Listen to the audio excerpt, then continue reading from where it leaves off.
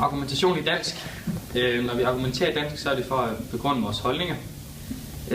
Når vi argumenterer, skal vi altså begrunde, hvorfor vi har vores mening om det pågældende udsagn. Der er ikke et facit i dansk argumentation, men det er derimod en personlig holdning. Vi kan bruge nogle forskellige redskaber til at argumentere og overbevise. Vi kan fx bruge appelformerne logos, patos og ethos. Vi har brugt Toulmins model til argumentationsanalyse. Toulmins model er en model til at analysere argumentationer. Den kan bruges, når man skal ned i enkelte og centrale argumenter i en længere og mere kompleks argumentation, som f.eks. en kronik, tale, længere diskussioner og lignende. I hans model finder man 2 grundlæggende plus en underforstået hjemmel og 3 supplerende elementer. De grundlæggende er påstand og belæg, og de vil altid være til stede i en argumentation, hvorimod de 3 supplerende, rygdækning, styrkemarkør og gendrivelse, kan findes i en argumentation, men sjældent ses samtidig. Toulmins grundmodel siger, at påstanden er udledt af belægget, sådan at påstand og belæg hviler på en hjemmel. Når folk argumenterer i praksis, kommer påstanden typisk først, hvorefter belægget følger til modpartens indvending eller kritiske spørgsmål til påstanden.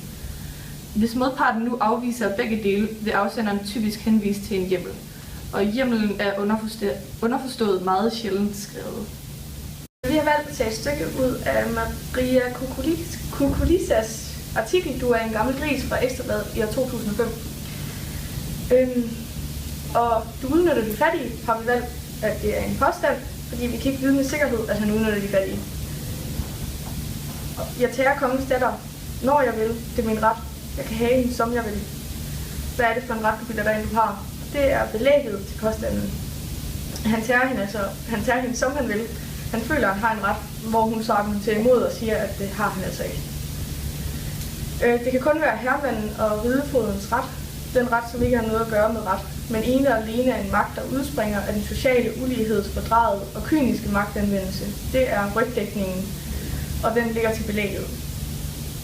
Hendes ret er at have lov til at bære i fred for rige hvide mænd, der som du udnytter Haitis fattigdom.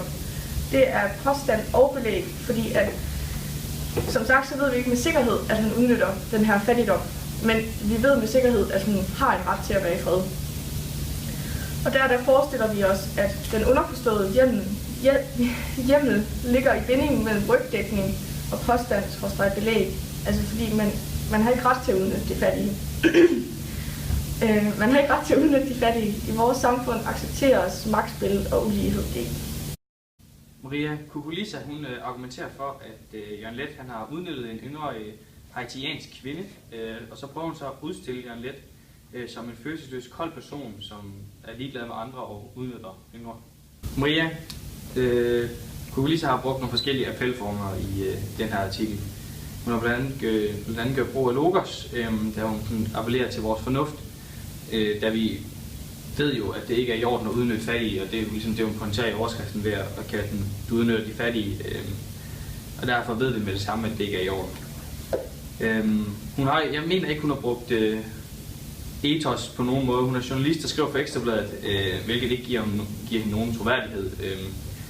Hun er så dog kendt Jørgen Leth i mange år, men det giver hende ikke den nødvendige troværdighed, som hun skal have, for at hun kan appellere til ethos. Hun har også gjort rigtig meget brug af patos. Hun får os andre til at føle medlidenhed med kongens datter. Vi får den overbevisning om, at Jørgen Leth han er en forfærdelig mand, som har udnyttet en ung pige. Og så prøver hun at pointere, at moderen til kongens datter egentlig har solgt sin datter som luder til Jørgen Leth, og hvilket jo rammer os alle sammen, og vi får ondt af hende pigen her, og egentlig gerne vil forsøge at hjælpe hende. Maria Kukulissa har skrevet, du ved ikke, hvad kærlighed er, det er synd for. Og her siger hun jo så, at det er synd for Jørgen Leth, men det ved vi jo godt, hun ikke synes, og så bruger hun jo i den her sammenhæng ironi for ligesom at udstille Jørgen Leth. Maria Kukulissa bruger også flere steder nogle retoriske spørgsmål. Hun stiller nogle spørgsmål med et rent stilistisk formål, men som hun selvfølgelig ikke forventer at svare på. Hun spørger for eksempel, hvad er det for en ret, du bilder dig ind, at du har? Og så senere Ja, hvem har ikke en våd kusse i 40 graders varme? Det var meget offensive spørgsmål, hun stiller, og det sætter Jørgen Leth i et rigtig dårligt lys. Maria, hun bruger ikke direkte bandeord i den her artikel, men hendes måde at formulere sig på, den er meget offensiv, den er ikke høj stil, og så er hun meget efter Jørgen Leth ved at sige de ting, som hun gør. Hun prøver ikke at pakke noget ind, hun bruger rigtig mange ord, som vi ikke er vant til, og se i artikler blandt andet ord som våd kusse og grå dinglepik, barneluder og luder, og det er ligesom med til at trække stilen i den her artikel rigtig langt ned. Maria, hun giver os det her billede af, at Jørgen Leth, han er en gammel, gusten gris med grå dinglepik. Når der argumenteres i matematik, har det ikke noget at gøre med personlige holdninger eller personlige meninger. I matematik argumenterer og beviser man for det facit, der er, og ikke for vores egen personlige holdning. Du kan ikke argumentere for, at for eksempel 2 plus 2 er 5, da det er forkert, og der kan ikke argumenteres for en sandhed i påstanden. Argumentation i matematik skal foregå klart og logisk, og i matematik skal argumenterne dokumenteres ved hjælp af et bevis. I matematik findes der nogle forskellige bevismetoder, og det ene af dem det er inspektionsbeviset og skuffebeviset. Ved inspektionsbeviset kan man have en matematisk sætning, der indeholder en påstand om et endeligt antal elementer. Den påstand beviser man ved at afprøve hvert af de endelige antal elementer. I skuffeprincippet er det, at hvis man har flere objekter, end der er skuffer, er der mindst én skuffe med flere ting. Ved det indirekte bevis, der antager vi, at den sætning, som vi gerne vil bevise, at den er falsk.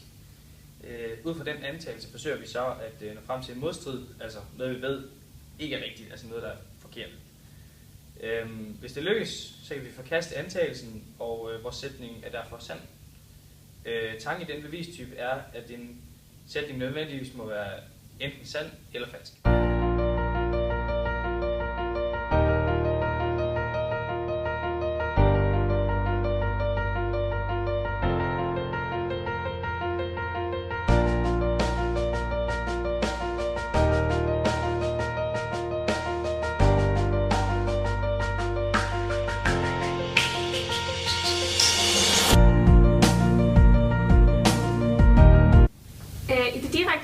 Der gælder det, at hvis P, så Q. Altså hvis der sker én ting, så medfører det, at der sker noget andet. Og det ene er korrekt, så vil det andet også være korrekt.